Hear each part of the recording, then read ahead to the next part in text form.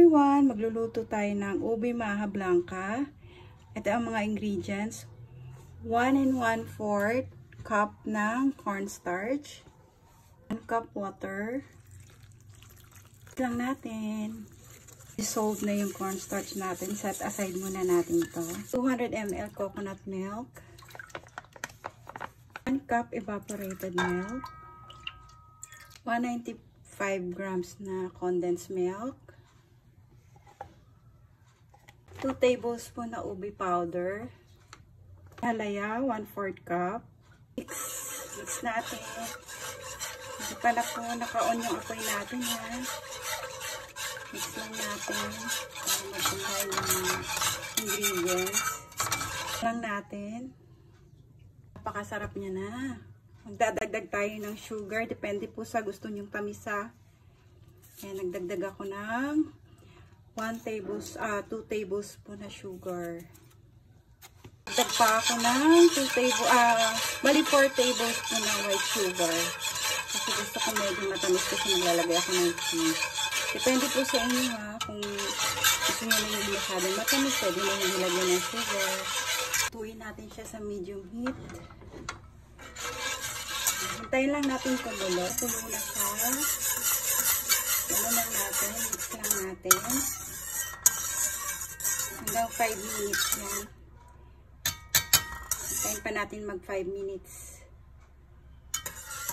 Lagyan lang natin ng margarine yung lagayan natin ng ube maha blanca para hindi magdikit-dikit.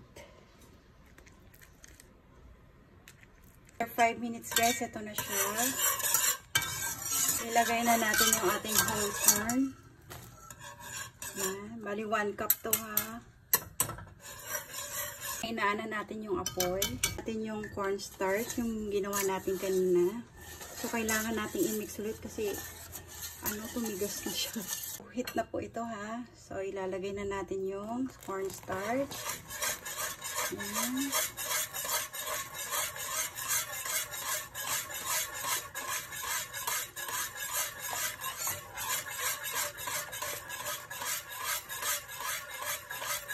Walang tigil sa pag-stir, sa pag-mix, sa paghalo. Hanggang sa lumapot siya. Hanggang sa makuha na natin yung texture na gusto natin, yung consistency. Magiging paste na yung Mix lang ng mix. Haluin lang natin. Hanggang sa lumapot o hanggang sa maging paste na siya.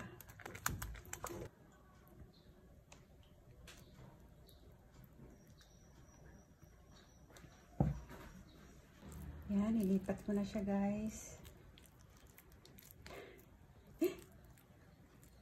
Mga 10 minutes ako nag-mix doon sa hanggang sa maluto.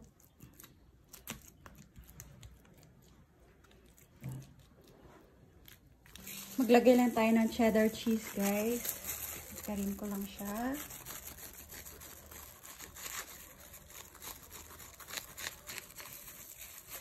Ayan na siya guys. Papanamigin lang natin mga 1 hour bago natin tikman. Yan. Ang ating ube maha blanca. May mais at saka cheese toppings. Tikman na natin guys. Ito dito sa may malaking cheese. After 1 hour. Then lagay tayo ng cheese. Kuha tayo ng cheese. Ayan. Sarap. Try nyo to guys kung mahilig kayo sa ube. Sarap. Yummy.